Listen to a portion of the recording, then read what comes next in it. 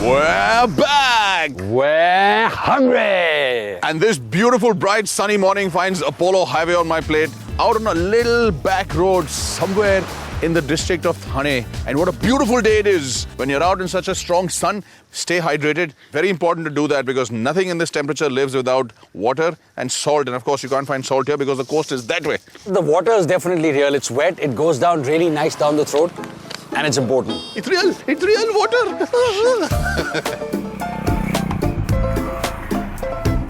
When you're driving through Gujarat and Maharashtra, especially on this side, the western coast, you can very easily get off National Highway 8, come a little towards the coast and come on little roads like this, which are in very good condition. It's nice and quiet. You don't have to deal with all the huge amounts of traffic that goes on there.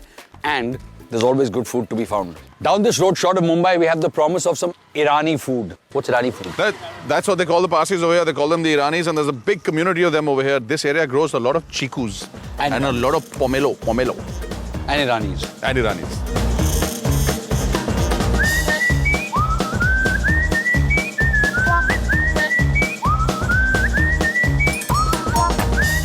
We've been coming along these little back lanes, and there it's dotted with little villages.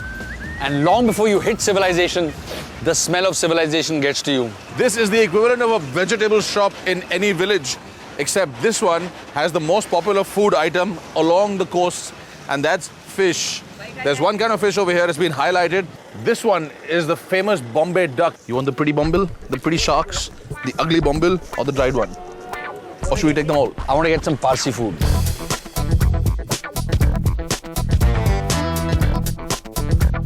"120 kilometers from Mumbai, when you're on National Highway 8, you will come to a place called Charoti.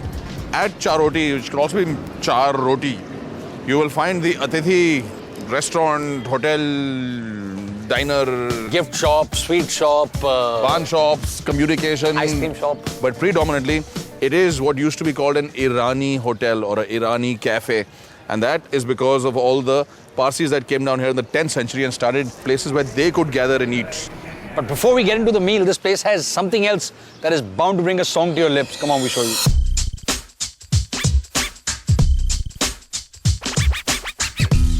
Check this out. Inside the Atithi Complete Barn restaurant, there is a Play the Nostalgia jukebox.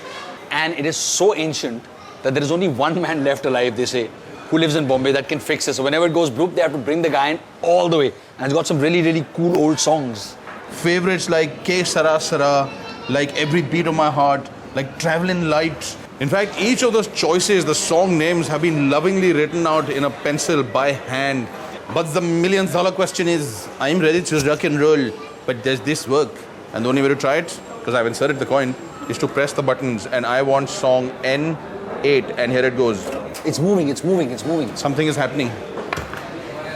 Sound game.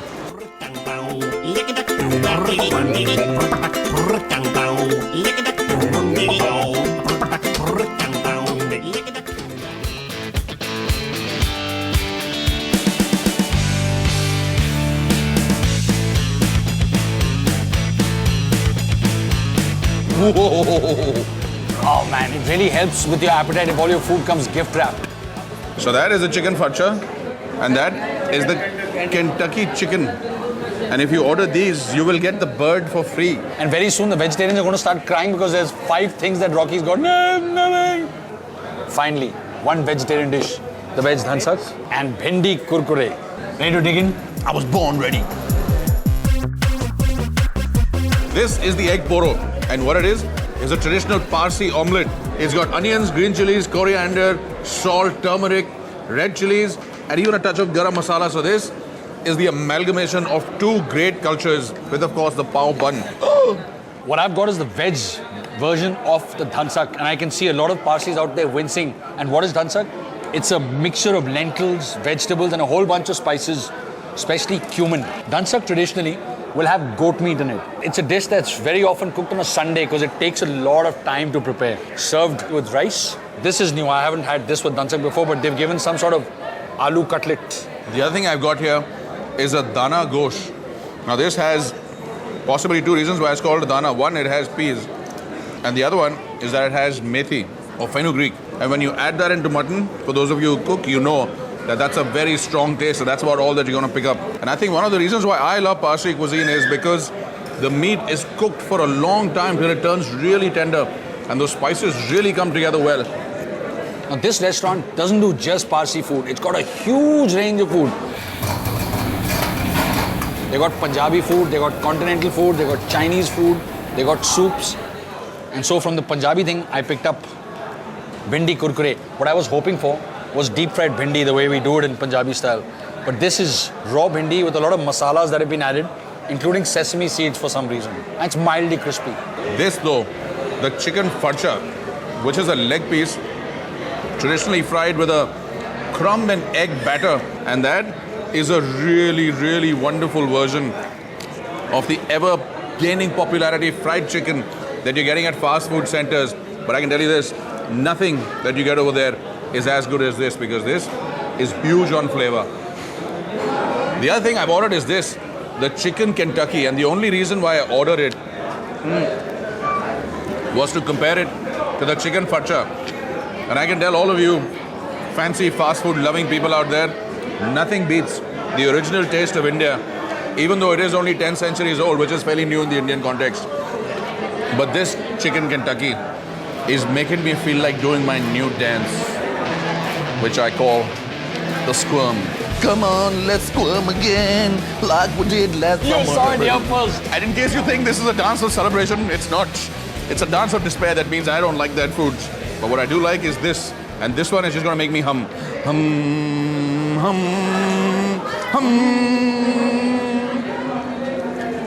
Vegetarians don't despair. It's not like you don't get a huge range of vegetarian food in this restaurant. You do. But I decided to go with the Parsi offering, in which they had only one thing, that's the veg dhansak. You can come and eat lots of other things as long as you want to eat Chinese or Punjabi in Maharashtra.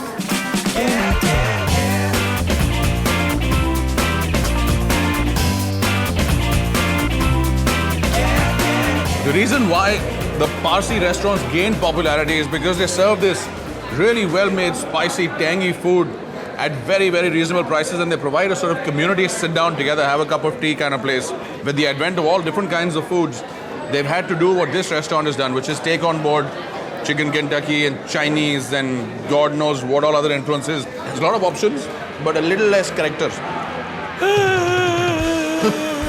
What? I'm moved. This is a lovely speech. Please go back to origins, all you people. Let's hum. It makes you feel better. Hum, ta-da!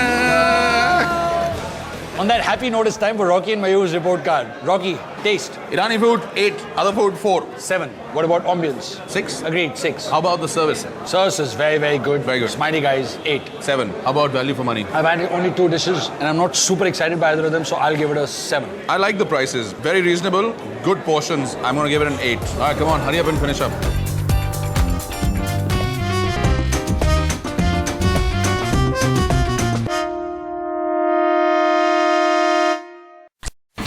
India's #1 news app just got even better.